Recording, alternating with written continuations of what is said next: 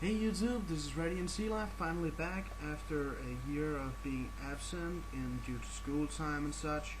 But well, hey yeah, I'm back with the deck of the month, finally, for October 2009.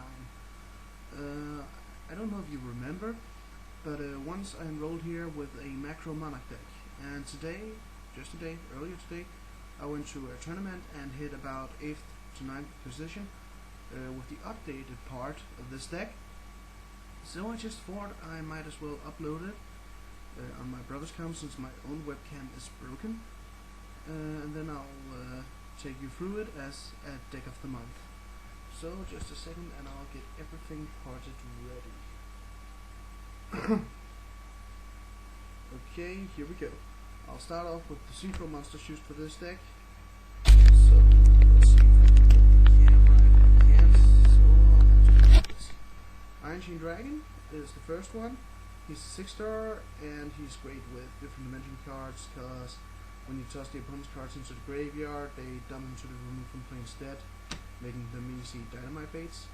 Magical Android, just because it's a level 5 and really easy to get out like that, and it can restore a few of your life points, so it's good. Tranquil Guardian, stable, even though you don't send him to the graveyard, he's still a 6-star with 2800, so no problem there. Ancient Fairy Dragon came out in Ancient Prophecy, and it's just freaking awesome. You got a Black Rose, which is just, devastational. 2 Blackwing Armor Masters, devastation in combat. They're unbeatable by any monsters in battle, so they're pretty good. A single Colossal Fighter, just for in case you don't get to draw macro Cosmos in time or something like that. They're good against warrior decks. Red Dragon Archfiend, well, it's a blower, you know it. Stardust Dragon, yeah, negation, and Hyper Psychic Blaster, which is a really awesome psychic, but awesomely hard to get out with this deck as well. I also run 2 Fort Ruler Archfiends, but I've traded them for Swinson Brothers, so I don't have them around. Alright, now for the real deck, we have the Star Wars the Firestorm Monarch. Just dump a few of your opponent's spells and traps into the grave, or monsters, whatever, from their hand. Zarborg, sap any monsters in the field. Mobius, set their opponent face down, then hit him directly, whatever you want to do. 3, Chaos the Shadow Monarch, he removes from play when summoned, and if it's a dark monster removed from play, the controller of that card takes 1000 points of damage. Alright, the monsters, the normal monsters. Different dimension crawl, just good, plain good. Discard him, negate a monster reborn, call the Hornet, whatever your opponent uses. The Warrior Lady, she's just good because when she battles, you can choose to remove both the battling monsters from play, so that's cool. The Assailant, when destroyed, take both itself and the opponent's monster that attacked it out of play. Plain cool. Star Plane, I'd run 2, but I can only find 1, so we'll have to make do with that. Scout Plane resurrects once it has been removed from place. That's awfully good. 3 DD Survivors. These are the main tributes once you get into the late game part for the Monarchs, because when they're removed from play, they return to the field at the end phase. Only if they were removed from the field, of course. A Blackwing Gale the Whirlwind, an awesome tuner with a shrink effect. 3 Crebens, an awesome tuner because it can block off attacks with its effect by only paying 800 life points, and that's not really that much in this deck, so. 2 Spell Strikers, they're easy fodder for the Monarch summonings. I don't know if you can see correctly, the light seems a bit bright. Because you can just remove a spell card in your grave from play and then special summon them and then tribute for a chaos if the Star Wars were to win.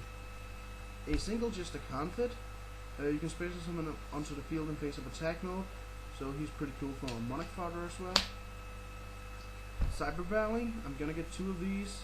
You all know him, he's a stable monster, so he's awfully cool. Cyber Dragon, stable monster 2, good Monarch fodder.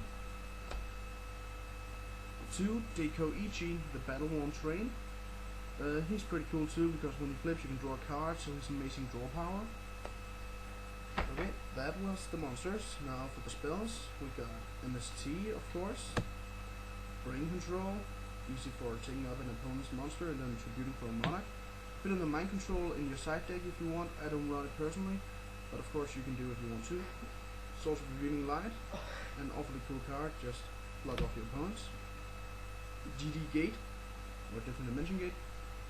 Good because you can select like a survivor on your side of the field and an annoying Marshmallow or Dark Arm Dragon on the opponent's side of the field, and then both get removed from play, and your survivor returns during the end phase. And if you hear any weird noises, it's my brother playing with balloons. 2. Different Dimension Reincarnation. Pitch a card in your hand and then special summon any of your removed from play monsters. Good for OTKs. A single soul absorption. I used to run like 2 or 3 of these, but they don't actually help you win, just help you stall for time. So it's just whenever a card's removed from play, you gain 500. So, right? 2 Dimensional Fissures. Not free, that takes up too much deck space, because this only removes from play monsters that would have been sent to graveyard. So, 2 Allure of Darkness. You know them. Draw 2, remove from play a dark in your hand, or send the rest to the grave. Both works out pretty well for this deck. A single Rhoda. Just pick up any of the warriors in your deck. Emergency Teleport for the Crebens, of course. Just bust it out and then tribute it, or use it for a synchro. Now for the traps. We have a single Dust Tornado. I don't want to use Heavy Storm because it'll cost you a macro cost most probably, and you can't really afford that. So Dust Tornado is way better with this deck along with this team. Torrential Tribute. I've used this most against like New Special Grand Mole because it pissed me off like one heck of a lot today.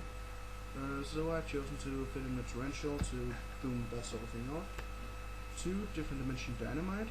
Just use these and your opponents will lose 300 life points for every card of theirs that you have removed from play.